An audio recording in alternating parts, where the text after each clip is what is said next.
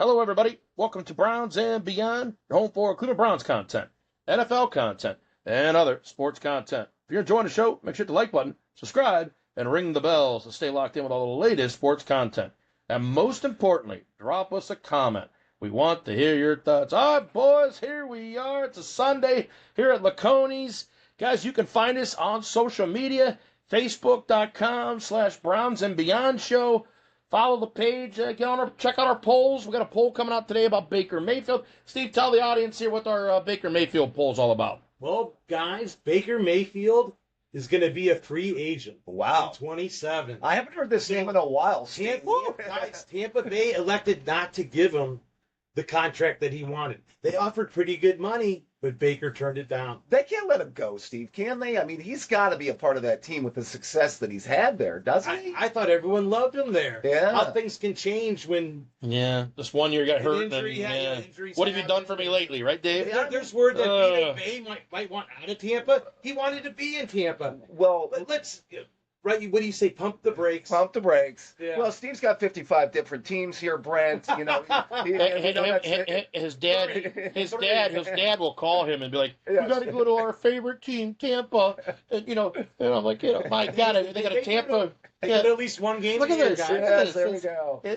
I think they'd be crazy. I mean, I've said this about Baker. I don't think he's a top tier quarterback, but he's in that 14 to 15 category. And after the last 2 years of, the Eagles winning with Hurts and last year the Seahawks winning with Sam Darnold, right supporting cast, it can be done with, I believe, a quarterback of Baker Mayfield's level. Now, I think that talent on that roster has eroded a little bit. But he should be able to rebound. But he should be able to rebound. And if I'm Tampa, I think you got to give him the money. I think you got to pay the man. You got to pay him. Remember Deion Sanders used to say on NFL Network, "Pay the man." He said it like about Josh Cribbs. Sure. Pay the man. Pay Baker Mayfield. He's got the Mecca Ibuka still. Yes, but no Mike Evans though, Steve. Yeah, no Mike Evans. Yeah. That's true. Bucky Irving. He's white, right? Well, that's got a couple running backs. He's got was hurt last year, Steve. Best offensive lineman, Wirfs, Irving hurt, Mike Evans. Yeah. So. All right, guys, we'll get to the first item of business. That is the Browns' latest contract signings. That'll be our first topic. And then it becomes Denzel Ward and Grant Delpit. Denzel Ward, he signed for a $62 million deal, $31 million a year. $52.3 million guaranteed, not too bad. Delpit, $48 million, $16 per year, $35 million guaranteed with the Delpit. Guys, we will start with Mr. Dave Greenshield. Dave, what's your take on these recent signings, and how does that impact the Cleveland Browns going forward? Yeah, well, with the loss of Myles Garrett, the Browns decided to lock up their one mainstay on defense. Denzel Ward, a 5-time Pro Bowl cornerback, has agreed to the 2-year deal at the $62.2 million extension with the team. Making him the highest paid defensive back in NFL history, this for the second time. I find the 2-year term interesting, with all roads pointing to Brook Park, as we've talked about so many times, Brent and Steve. It will be interesting to see how much Ward is part of that future. Quick comment. Do we see him in Brook Park, by the way, down the road? I don't know. I say yes. That's 29, right? Yeah. Well, he signed a 2 years. Yeah. So. You never know. But, he might be too expensive, but I think he will. I think he's a fan favorite. I think he'll be there, and I do hope the quarterback play steps up though. So then, why? Because if it doesn't, it could be a fire sale. It could be. I do a couple few final thoughts. I do wonder if we've already seen the best years of Ward kind of playing into this. He did give up 32 receptions last season, allowed an 89.7 passer rating. On the field too long, to be fair. Yeah, that's true. Which ranks 65th, by the way, amongst NFL starting quarterbacks, according to our friends at PFF. The Browns played a ton of man coverage in 2025. We talked about that, Steve, ad nauseum.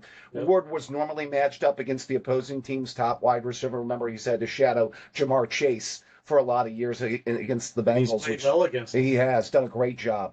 And by the way, Chase has acknowledged he's the best corner he goes against. Yeah. Watching every Browns game, I thought he did a good job for the most part of limiting the big plays to those top wide receivers for the most part in these games. He stayed on the field for the most part, by the way. A lot of people, he's got that concussion thing. In 16 games, in 24 and 15, he had played through 5 concussions in his career. But, like I said, 16 games the last 2 seasons, so it's not caused him to miss a lot of time the last couple seasons. It'll be interesting to see how he's utilized in the new Mike Rutenberg defense. I do expect Denzel to be one of the best man cover corners in 26. For now, Brent, he's part of the Browns' future, at least for the next 2 seasons. Yeah, well said there. All right, Steve, give us your thoughts here on the most recent signings. Well, guys, you had to, with Denzel Ward, you had to reward his elite play, secure his future as a team leader, and he resolved the contract dispute, guys. Yeah. After the market value for corners is risen. Yeah, especially in a passing league, Steve. Oh, exactly. Yeah. That's right, Dave. Yeah, the $31.1 million annually average makes him the highest paid defensive back in NFL history. Yeah. Not bad for a kid from Nordonia High School. Yeah, shout out. Ohio State OH. University. Yeah, there we go. I know. Just when we thought the Browns were going to rebuild, they made this move. He's the main leader on defense with Garrett being traded to the Rams. This tells me that they still want to win football games, guys. And they didn't want rookie defensive coordinator Mike Rutenberg to not have a top-skilled veteran like Ward. I think you had to give Rutenberg something. Yeah. You can't give him all rookies and all young guys. Yeah, I mean, I still think he's a top-notch cover corner. I really wonder, it being tied to the 2 years, guys, this is why I brought up the Brook Park thing. I do bring up his level of play. How many more years does he have playing at that high of a level? And the Browns, give Barry and the management credit here. 2 years, to me, sounds about right about him playing at like that top 5 corner level in the NFL. Yeah. In my view. I like that contract. Guys, I like the move. Like you just said, Dave, Yeah. He shuts down opposing teams' top receivers. Yep. In that tough man-to-man defense. Haslam and Andrew Barry, they seem to want to reward players, to earn that extension, and he definitely did. Sure. Let's get to safety Grant Delpit. He got a 3-year, $48 million extension to secure his on-the-field production and establish himself as a core leader. He had a great season in 25, and the safety position seems to be very important in the Mike Rutenberg-led defense. It is. He functions a hybrid chess piece who excels both deep in coverage and stopping the run at the line of scrimmage. Boy, Dave, Grant Delpit had a great season last year, so He did. I don't blame them for rewarding them with that extension. Interesting to see what role he's going to have this season, too, Steve. I like this move as well, and I think this defense will be great once again, even with losing Jim Schwartz and Myles Garrett. It's still a top 10 defense in my book, and these guys should feel better going into 26, being awarded with extensions, being the best Cleveland Browns they can be, guys. Well said, Steve. Dave, give us your thoughts on Mr. Delpit. Yeah, just a few thoughts on Delpit before we move on. A player coming off of 2 really good seasons, I would say, Steve.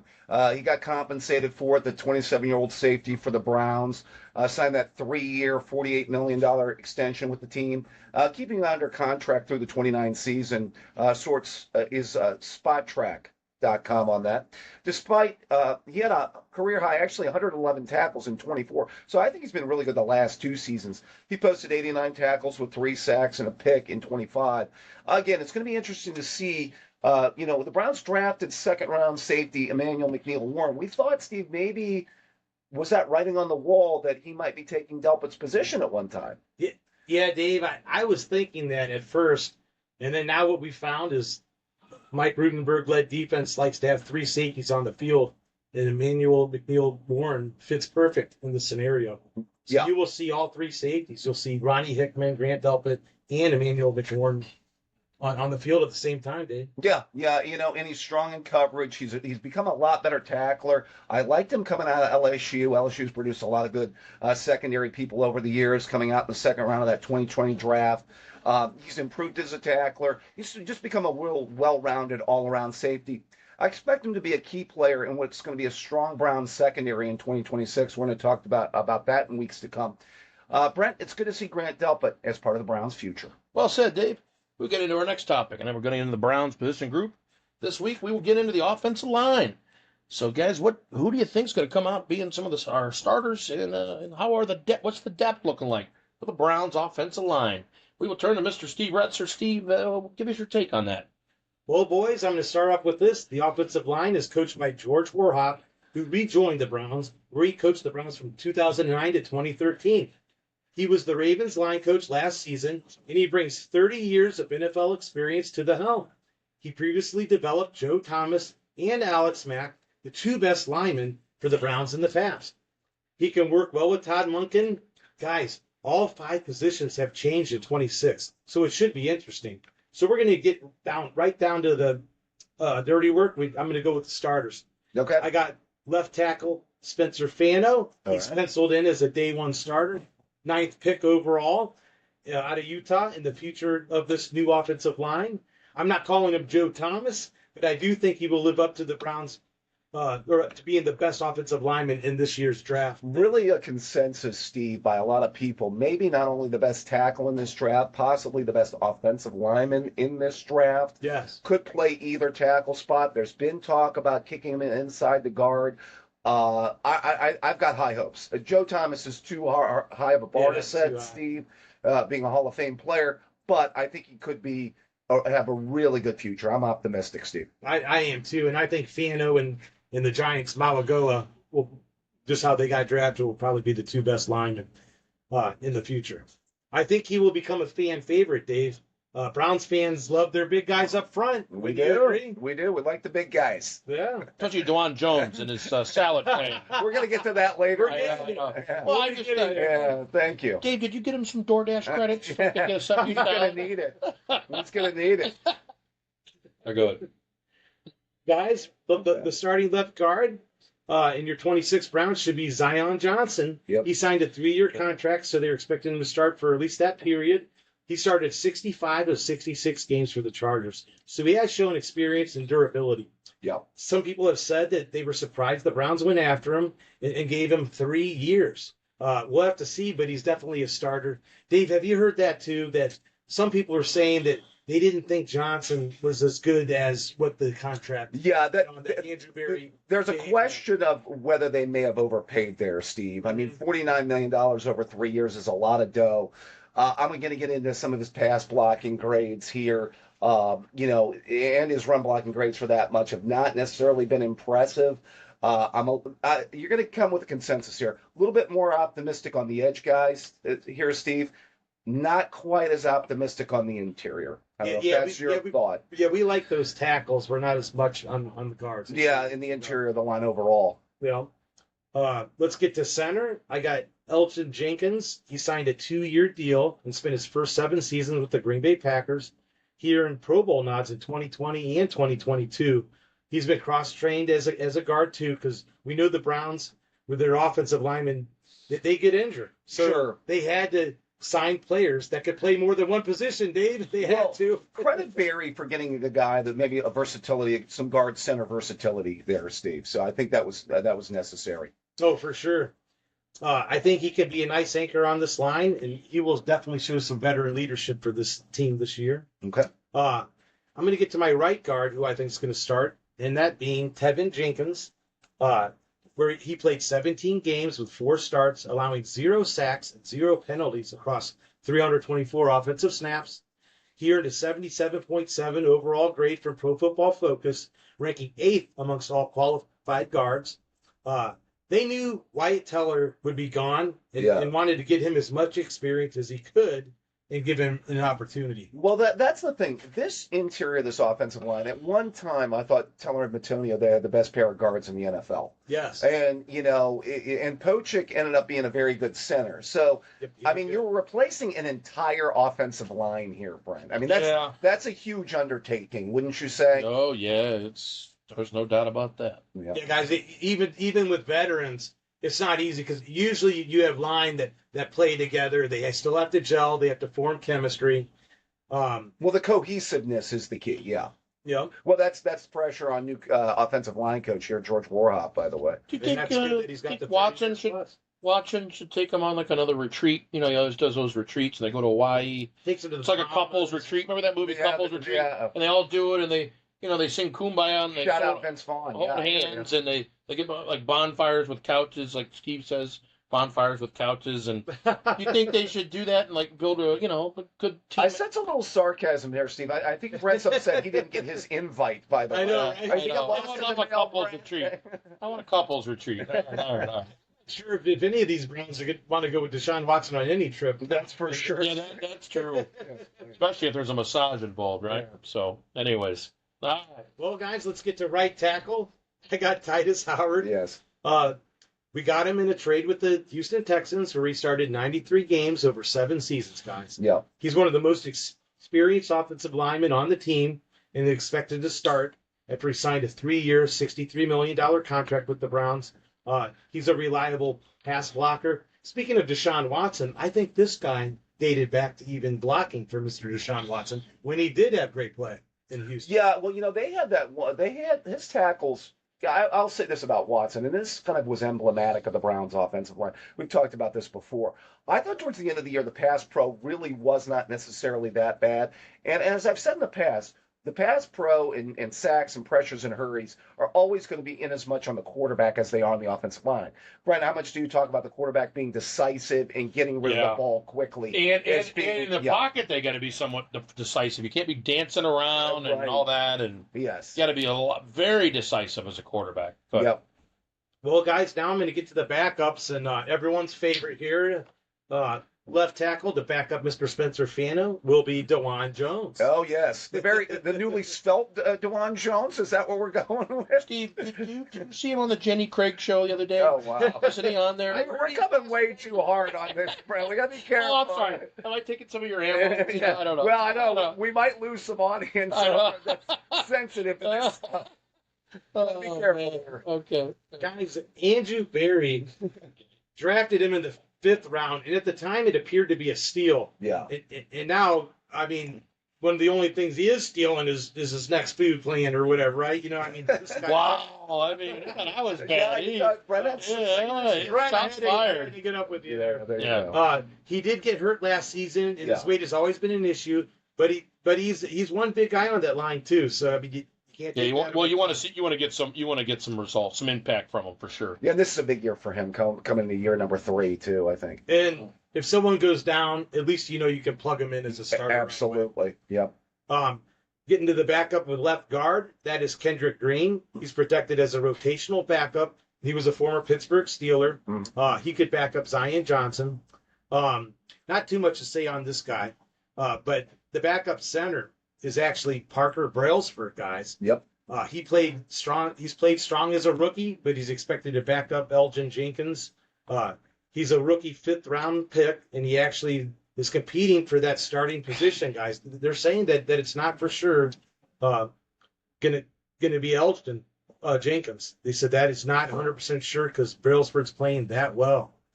He's basically kicking out Luke Weichler, who played some last season, Dave. Yeah, before that nasty injury against the Bengals, end of the season, unfortunately. Yeah. Backup right guard is Zach Zenter. He's basically a rotational backup, and he will be behind Tevin Jenkins, I believe. A former Michigan Wolverine. He's been disappointing so far. Yeah, that whiff really hurt them. Because I think, what they count on that maybe being is the heir apparent to Batonio or possibly Teller at guard. Yeah. When you invest in a top 3 pick, you expect him eventually by year number 2, year number 3, what I was talking about, Brent, to be a starter. So, Yeah, he was expected to be a starter by this point, Dave, and he hasn't lived up to his potential. Right tackle, backup, I have Austin Barber. He's a strong candidate for the swing tackle role and potential future starter. He's a rookie 3rd round pick from Florida, of course. They traded up with the Chargers to draft him. So, this guy will be a starter in some years to come, Dave. That's for sure. Yep. He's been impressive so far. They do like him. So, thank goodness Barber has played well because I've seen enough of KT Livingston. Oh, please don't go there. Yeah. I was not very good. I was not kind here in my notes either. I was not kind. Did we even have to mention KT? No, let's not. I hope we don't have to see him on the field. The one thing is that when you tackle is that one exposable position too, especially if you face a really good edge, and your tackle is a turnstile. That wrecks your offensive game plan. It just does, Guys, overall, the Browns' offensive line is a question mark because they haven't played together yet.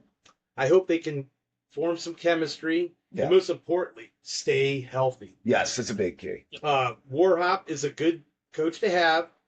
It'll definitely be interesting, guys. Well said, Steve. We will get to Mr. Dave Greenshield. Dave, your favorite topic, the offensive line. Yes. Well, hey, the most important position group on a football. It is. It's a big deal. Get us right into it, Dave. Give us your thoughts on that group. Okay, Brent. This is a group that needed to show improvement, needless to say. And in my view, there's reason for both optimism and concern. I like offensive line coach George Warhop. He was with the Browns actually from 2009, 2013. He coached with Monken with the Ravens the last 2 years. The Browns used the offseason to pretty much rebuild the entire offensive line, and it was needed. I'm starting to be a little bit more bullish on the tackle spot, as mentioned earlier. I think the combination of Fano and Howard has a real chance to be a big upgrade, a major upgrade over what we saw at tackle last season. I have to add, last season was a dumpster fire at tackle. Drafting Fano and adding Titus Howard in this offseason gives me positive vibes going into 26. I was a huge Fano guy going into the draft. In my view, the Browns got the best offensive lineman available. He's got really good athleticism. I love his quickness and his versatility. He played both tackle spots in college. Some believed he'd perform better at right tackle or guard to begin his career, but Cleveland is going to have him anchor the left side of that line right away. This makes sense given where the roster currently sits. Fano occupies the one tackle spot, and Howard occupies the other. In early March, the Browns sent a fifth-round pick to the Texans in exchange for Titus Howard.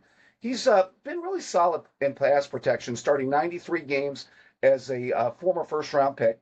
His PFF pass blocking grade of 77.1 ranked 16th among 85 qualified offensive tackles, and his run blocking grade of 50.81, it could use some work. It was only 79th at the position, an area of improvement.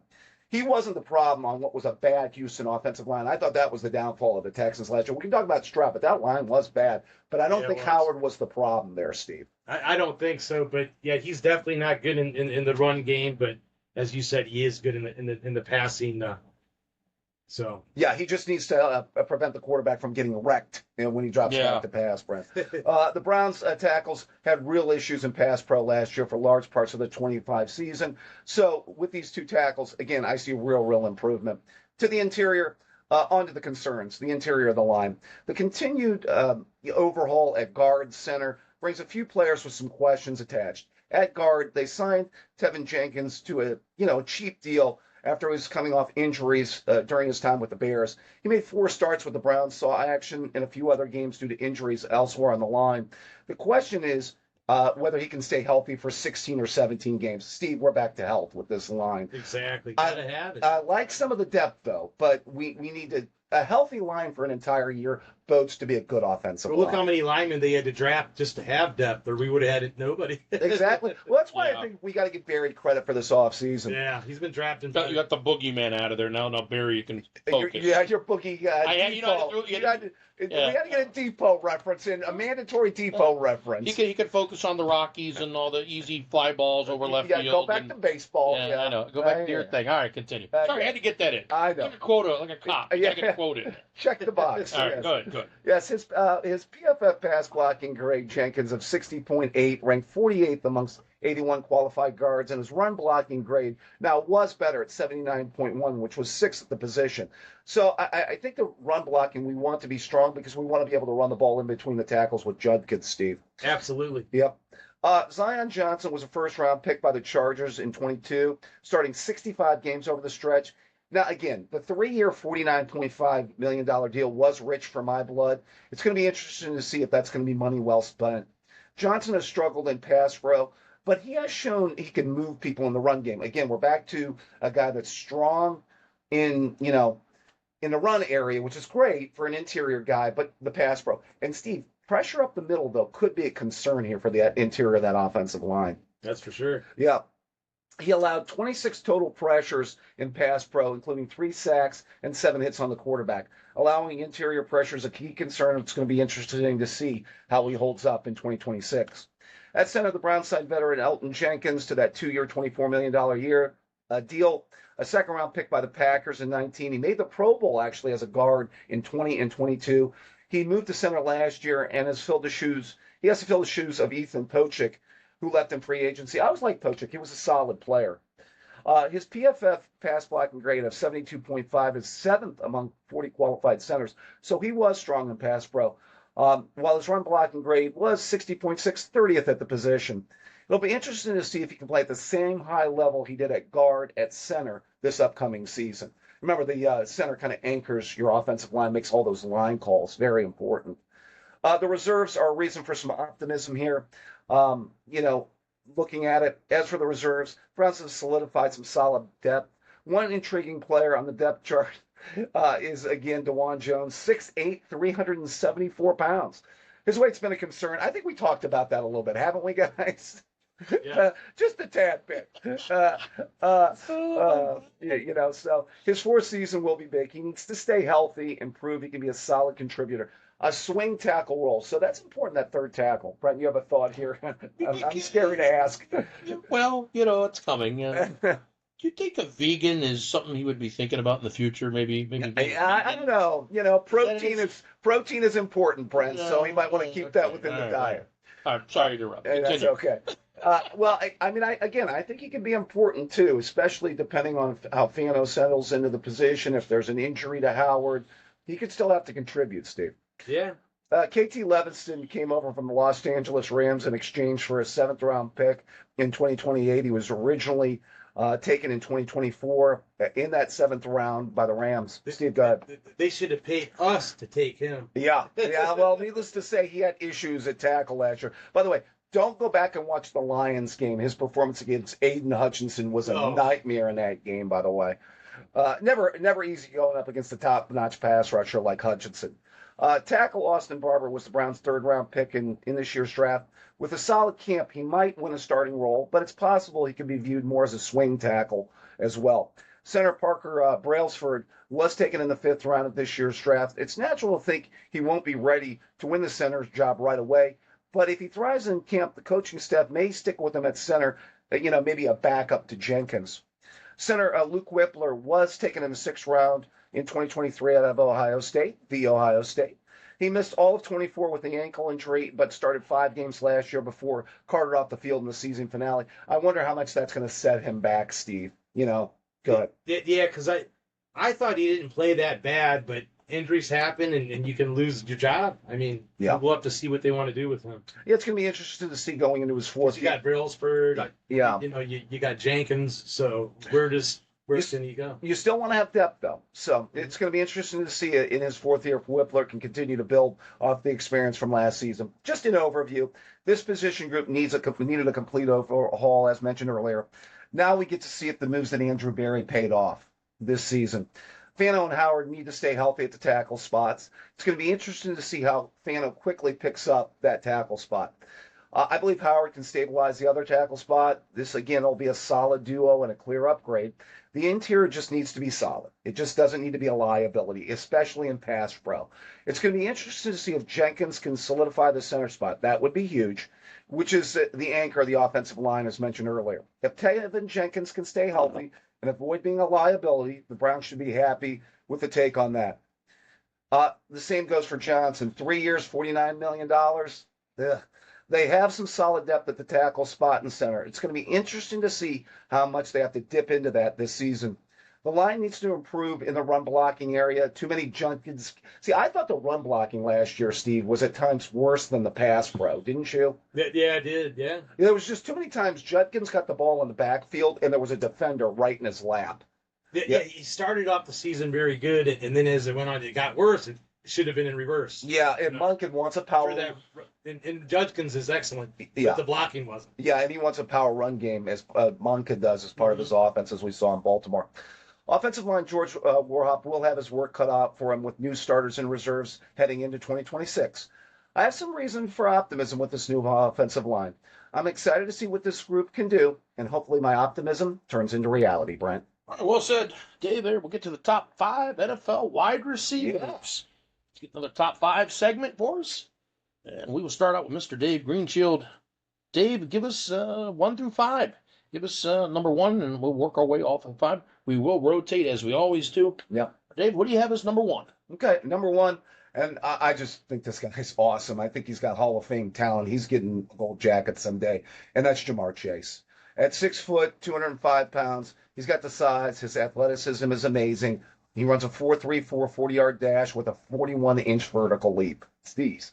In 5, that's a little bit under Steve Retzer's vertical leap last time I checked, Brian. What were you, about 38, Steve? Yeah, that's right. 38's about right. Yeah, We're going to test that out. Hey, I could get the rim in 7th grade in basketball. Imagine what I could do with football. Jump up, get interceptions, We're a long way from 7th grade. Man. Wow. let's not get started because ego Yes. and just Cuyahoga Falls and Yes. What did you do here, Got man? that Come going on. in the chat way too I much. know, last I night. know. I My checked bad. out. Could you I hit grab the rim in snooze. 7th grade? Oh God, here we go. Oh, Could you? please. Oh my God. All Hey, right. by the way, something I've been wanting to tell both you guys. I know the alphabet. It's 2nd grade. I finally, I knew. Did you guys know that? I'm just trying to brag about my accomplishments. How about me? Hey, I'm getting back Brent, to you got to Jamar. get your turn in. I'm getting back to Jamar Chase. All right. In 5 seasons, Sorry. the numbers back it up. Chase's 6,837 receiving yards are the second most by any player within his first 5 seasons in NFL history, trailing his former college teammate at LSU, Justin Jefferson. Since his rookie year in 2021, Chase's 19 touchdowns of 40-plus yards are the most in NFL, 6 more than the next closest player at Tyreek Hill. He can run every route on the route tree. He excels on those in-breaking routes, slants, digs. He can even run posts and crossers. His run after the catch ability is what separates him from most every receiver in the game. He uses his body to shield defenders and consistently make contested catches. In 2024, he averaged 6.12 yards per in-breaking route and led the NFL in yards after catch at 11.7. In my view, he's without a doubt the most complete wide receiver in the NFL. In 2026, with his old college teammate Joe Burrow throwing in the ball, I expect big things from Jamar Chase and the Bengals offense, Brent. Yeah, well said, Dave. Steve, what do you have at number 1? Number 1, I also have Jamar Chase, Cincinnati Bengals. He's my top receiver in the league. He can play inside. He can play outside. Yep. He has a rare combination of explosive run after catch ability, as Dave alluded to, and has elite connection with Joe Burrow. Burrow got injured last season, but Joe Flacco got Chase the ball as well. He has great production year after year, and we don't see that stopping anytime soon, guys. He had 125 receptions and 1,412 yards, 8 touchdowns last season. You know what helps? I think having Higgins also on the other side helps. Just big that time. dynamic duo. I think the chemistry between him and Burrow, playing all the way back to college, is huge. I mean, we understand this guy's ability to run routes, the speed, the vertical. We get all that. But I think the chemistry, having another guy on the other side also, he's also in just the perfect offense. Don't you think, Brent? I do think all elite receivers, they do need their counter as far as the other side. Because if you're not, you can easily nowadays just, double team and all that. Yeah. So you have to have a decoy. Yeah. You got to have somebody that's going to take the pressure off, so that way that number 1 receiver can still get the ball. So Yeah, guys. I think actually that T. Higgins is underrated. He's your taller receiver, can touchdown passes. Chase is all over the field, as we just mentioned. I mean, I think they're the best combo in the NFL, and Higgins is a little underrated. Well, back to what we always talk about, building a wide receiver core with different attributes, Brent. We always talk about you want your speed all-around demon. game Yep. breaker like Jamar Chase fits into. Then your big-bodied guy like a T. Higgins, Michael Pittman, some of these guys we talked about. That's why I love Denzel Boston. Denzel Boston. Coming in with the Browns. Yep. And, then you have your little slot guy, your third down guy, maybe a Welker Your Edelman Edelman type. Yeah. Yeah, you got to mix it up. Yep, exactly. Go ahead, Steve. Yep. Well, guys, that's who it is for me. Chase All right. is number 1. Number 1, blast from the past, Mr. Justin Jefferson. Wow. I'm putting him at the head of the line. Okay. Bit of a down year. Probably gonna do better this year. With Kyler Murray. Let's. Did he play last year, Brent? He did. But, Oh, come on. I'm a huge Justin Jefferson. hey, guess what? Hey, guys, you know what? He had a rough year. A little bit of the quarterback situation. Some turbulence there. Yeah, you don't thought- say, Brent. But by the way, I have the Michigan guy. I kind of I'm like gonna that. get to that later. By the way, Steve Retzer and I gave you a lot of good bets that just didn't come through. Maybe picked a bad week or Yeah, something. okay. I want a refund, Keaton. Anyways, 2025, 17 games played, 84 receptions, 1,048 yards, a couple touchdowns. Exactly the ideal numbers. But the year before that, you can see 1,533 yards, 10 touchdowns. That's more his speed. He's got a lot of equity, though. He's built up a He does. great resume. So I still think Jefferson's the guy. I also think Cincinnati.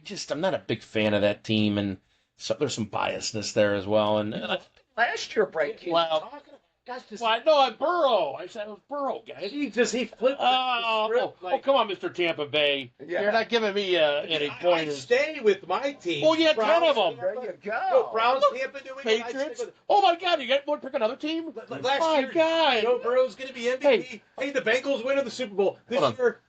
What? I don't Hey, think guys. I don't think I like the Bengals. Hey guys, a yellow crayon just fell on the ground. Is that your fourth team? Yeah, jeez. That's C. I know.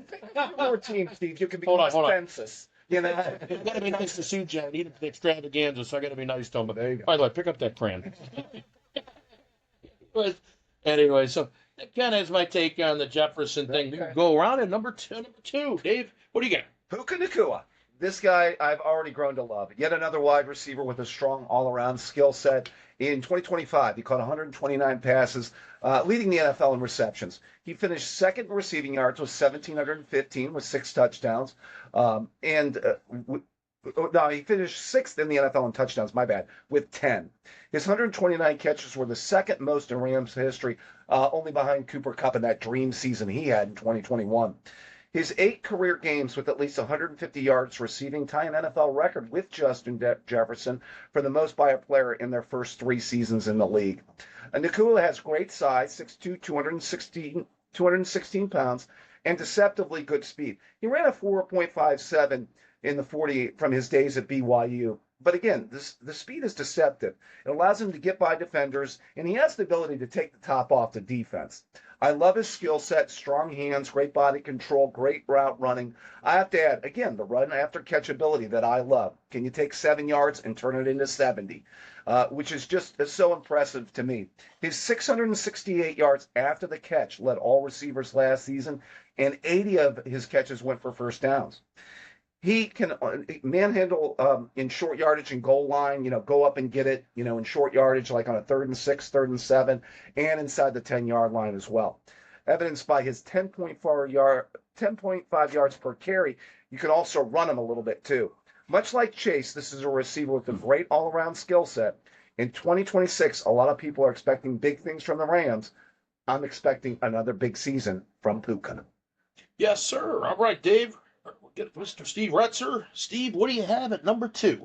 Number 2, boys, I have Jackson Smith and Jigba. Good choice. JSN. Good Seattle. choice. Hold on, is this a college show? Is this, am I like... To be fair, he was awesome last year. I know, I'm being very fair. I just remember... We know you've got a lot of bias against that know, Seattle team, by the way. Wait a second. Did I just watch a Madden thing with college? Anyway, all right, continue. Yeah. Guys, JSN was absolute fire last year. He led the NFL with 1,793 yards receiving and 10 touchdowns, winning Offensive Player of the Year, boys. That's right. He was the clear favorite out of the receivers, and the Seahawks, they won the Super Bowl, guys. Yeah, it's really a dream season. Why did I get the love with the Kenneth Walker pick that you got with the JSN pick? Well, Jefferson's got a tad bit more equity than Kenneth Walker. Yeah. Just a tad bit. All right, continue. I'll take the beating. It's okay. Go ahead. Sorry, go ahead. Guys, Sam Darnold connected better with him than any combination in the NFL last season. He joins a long list of great Ohio State wide receivers, guys. Yeah. He probably won't have the year that he had last season, but he's definitely worthy of that second best receiver in the league. Guys, I really like JSN. I love Ohio State receivers. I wish the Cleveland Browns would draft some, or can they fall to the Browns? We're just talking about Denzel Ward. Draft more Buckeyes. We always talk That's about right. it, especially You should. receiver. Yeah, they don't do that. Well, Maybe with Barry they will. Well, way back when they took one that was terrible and Brian Robisky. Don't take me back to that. By the way. I liked his dad though. Well, yeah, too bad his son didn't work out as a receiver in the NFL, but I digress. I'll just say this. I do think that the one thing with JSN, people coming out of college, he missed that last year at Ohio State.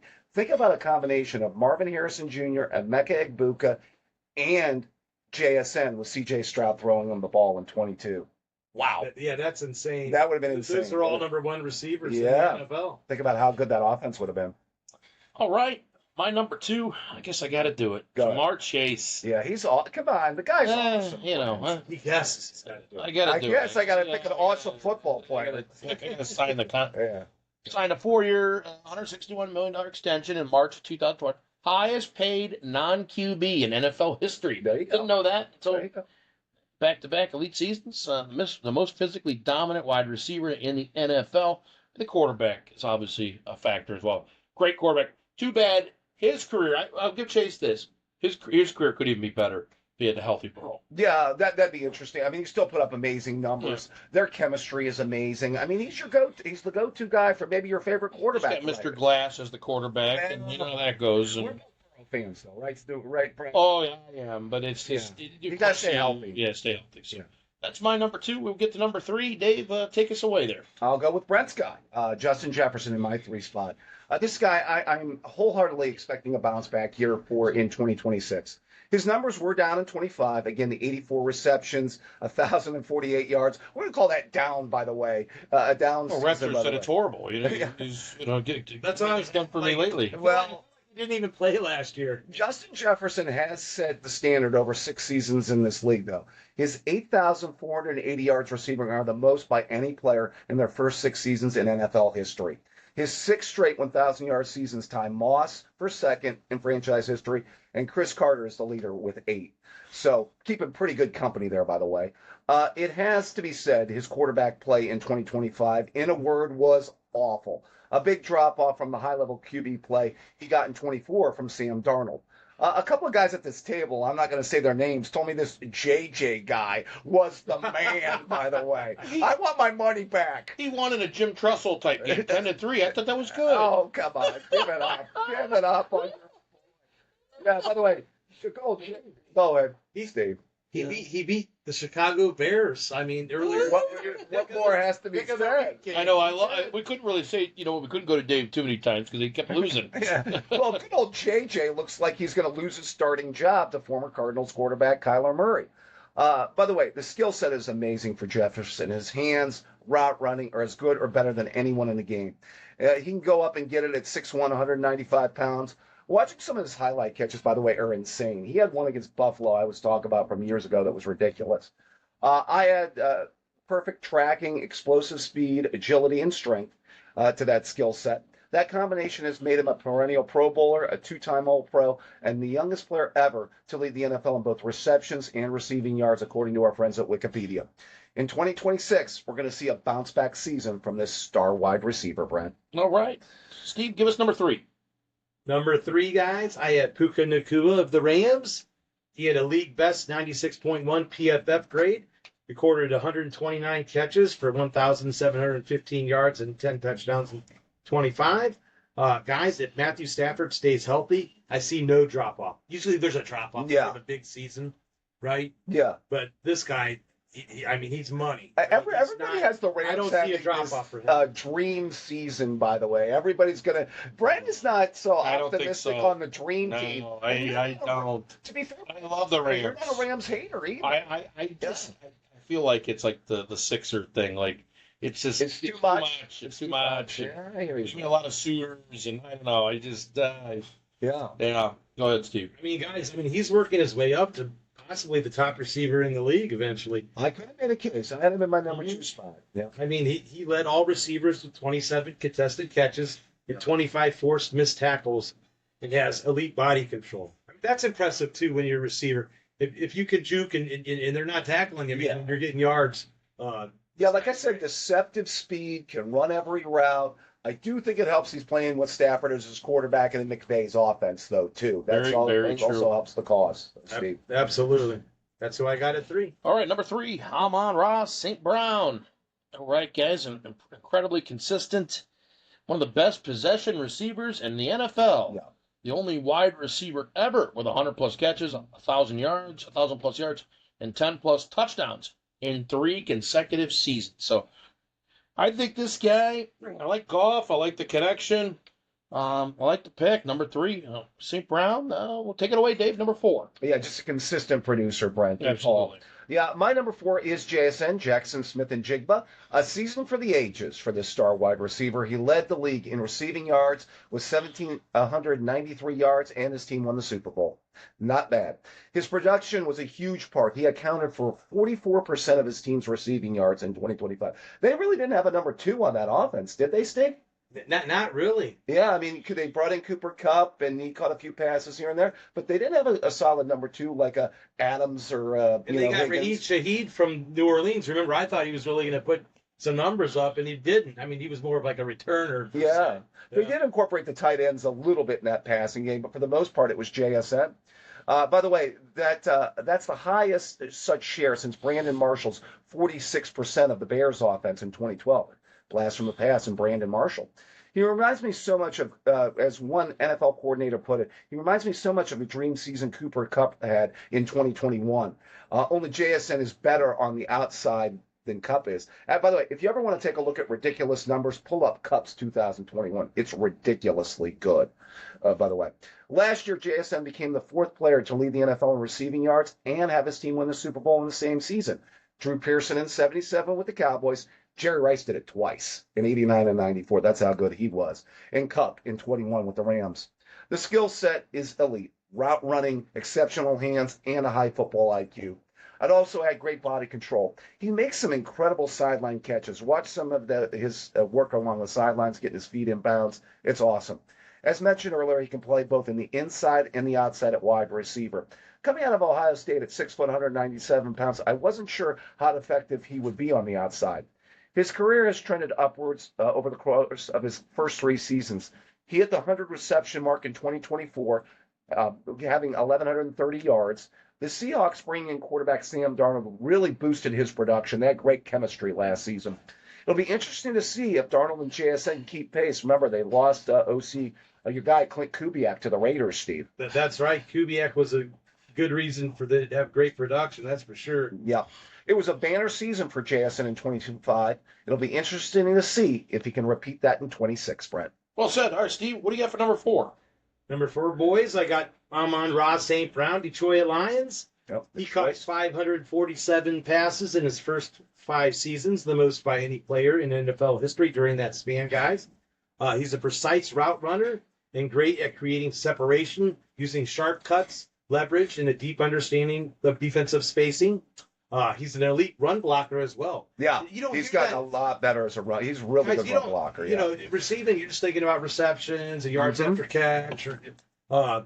That's important too. You got to be able to block when you need to, and he's the best at that out of the receivers.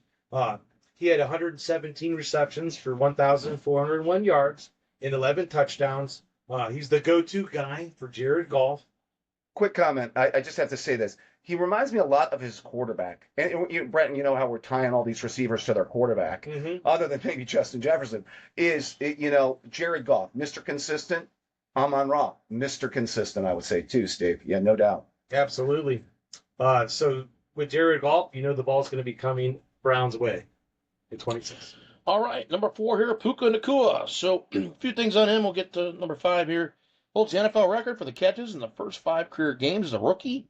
And a perfect fit for Sean McVay. And the underneath routes, reliable hands. Again, enough said about Mr. Puka Nacua. Definitely one of the more elite receivers in the game. Yep, no doubt about it. Dave, give us number 5. Number 5, I'm going to go with Amon-Ra St. Brown. This guy just continues to produce in this explosive offense. He had over 100 receptions for 4 straight seasons here in Motown. In 2025, he finished in the top 5 of all 3 major receiving categories. I was making a case I could have put him higher. We both think highly of Justin Jefferson, unlike some other guy at this table. But again, I'm expecting a bounce back like you are, though, to be fair, Brent. That's why I had him. Yeah, he's not. He'll be fine. In 25, he finished in the top 3 of the major categories: yards, receptions, and touchdowns. 117 receptions, 1,401 yards, and 11 touchdown catches. St. Brown's 582 yards after the catch in 2025 were third among all receivers. We love those yards after catch. He's also the only player with at least 1,000 yards receiving and 10 touchdown catches in each of his first 3 seasons, and the only player to record such a streak in Lions franchise history. Only Hall of Famer Calvin Johnson has more overall. His skill set blends elite hands, versatility, route running, physical dominance, and toughness. I'd add that from a scheme standpoint, he's a great fit in the Lions offense. Watch when they put him in the slot. It's impossible to cover him. He thrives in multiple type of systems, by the way, air raid, spread, no huddle, even the West Coast offense as well.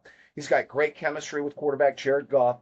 they've really benefited each other's careers. Just look at the numbers, by the way. There's a lot of questions about this offense post Ben Johnson, but Amon-Ra's production actually increased in 2025 from the previous season in 24. In 26, you can probably pencil in St. Brown for another 100 catches, 1,200 yards receiving, or 10 or more touchdown receptions. By the way, he's done that in each of the last 3 seasons in the Lions attack. Brett, the numbers should be great again in 2026 for this high-level producer. All right. Well said. Steve, number 5. I'm afraid to hear this one. I think somebody told me about this through the grapevine. He's going to pick He's going to pick a guy This that could be debatable, Steve. Yeah. Go ahead. No, Throw it out to I'm dreading this. Go ahead, Steve. You always have my argument, and I back it up. All right. Oh, look at it. He's I'm going to getting there. Go ahead, Steve. I'll change your minds quickly here. Let's hear it, Steve. Number 5, George Pickens. What? Dallas Cowboys. Oh my God. I'm not going to question Oh, day drinking here again, but Actually, you know what, Steve? I was going to ask you. You know some of that moonshine you gave me last time? Well, I know it's in that drink right there. You want to fill me up a little bit? okay. These kids coming back here. Still have some. Fred the Book used to give me moonshine. It was a gift. I don't. Is that the older that gets? Is that the more seasoned? so The better listen, that tastes too? Actually, I was talking to Dave about before the show. Yeah. He said It was clear. It looked like Everclear. he said your withdrawal symptoms. You're at an age now. You get a little bit of shakes these days because of the alcohol consumption. Sorry to hear that. Anyways, continue. George Pickens, by the way. Oh my God. Guys, George Pickens had an outstanding season last year. You did. He had 93 receptions for 1,429 yards and 9 touchdowns. C.D. Lamb is the number 1 receiver, but he got hurt. And Pickens is also a number 1 receiver. Everyone's saying it on NFL Network. You have 2 All the number cool 1 kids are receivers. saying it. Yeah. Well, no, listen, I think Two number one Dallas receivers. Filled in well last He year. did. Just 1 year though. I think Dallas's offense is going to be really interesting to watch this year. Really, really. They should be interesting. exploding, and don't forget they got a better defense this year. They've improved defense, and they just need to be average on defense with that offense too. By the way, Brent. Yeah. I will say having Lamb on the other side is a big benefit. Dakota's a solid quarterback. He never kind of played in this level of offense in Pittsburgh. To be fair to him, Steve. Oh, yeah. No, that's what I got for some backup guys. Yeah. Dak Prescott is, he throws for stats in the regular season, so expect big numbers out of Pickens again. Pickens was in Pittsburgh, and guess who his quarterbacks were, guys? Yeah. Mitch Trubisky, Yeah, it was bad. Kenny Pickett, Yeah. and Mason Rudolph. Yes. And he still had production in Pittsburgh with those 3 quarterbacks that are pretty bad.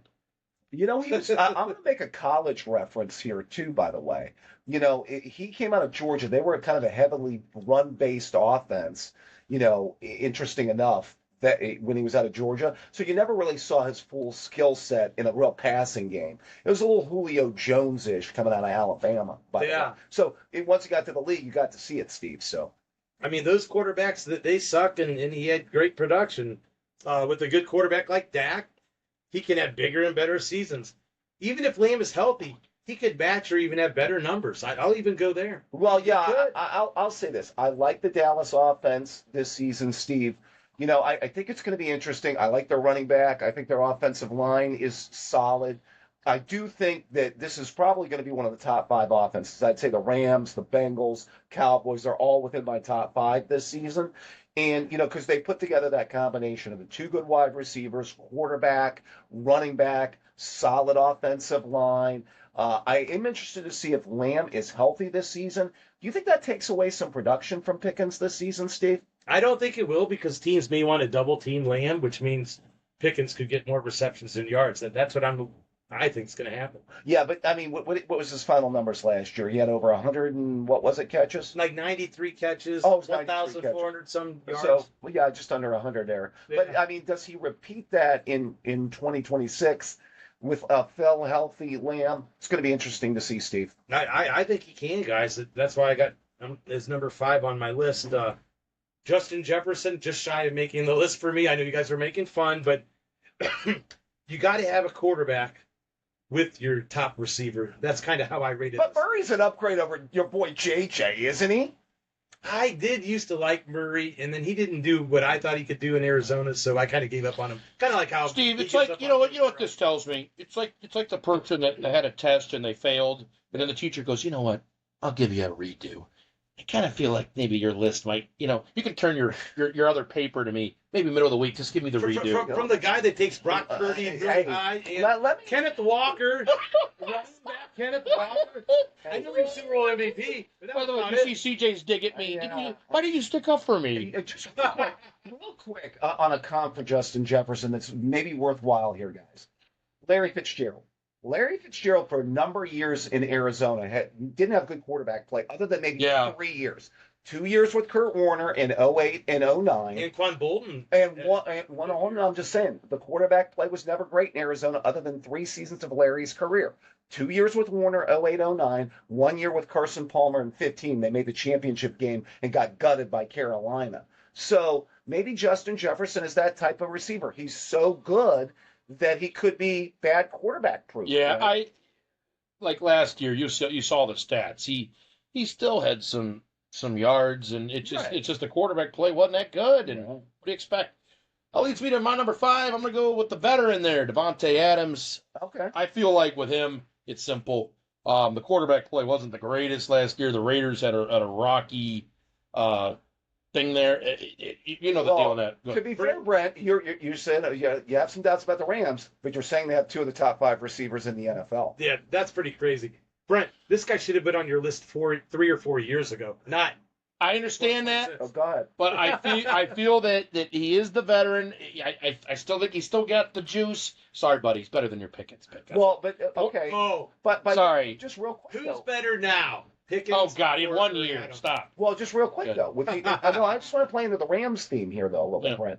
With them having 2 of the top 5 receivers in the NFL, Stafford at quarterback. Yeah. I think you are expecting a really good year out of this football team. I don't know. I still think the expectations are high. Okay. Yeah. So just because I like this doesn't mean. Okay. I feel like it's the Sixer thing.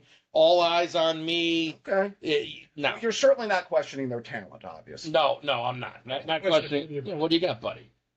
If Stafford somehow was to go down, could Ty Simpson get these guys the football? Will he get it to Adams? Well, yeah, I mean, you've always said any quarterback can succeed in the McVay offense, Steve. So, I mean, I don't think McVay or the Rams want to test that theory. Let's just be real.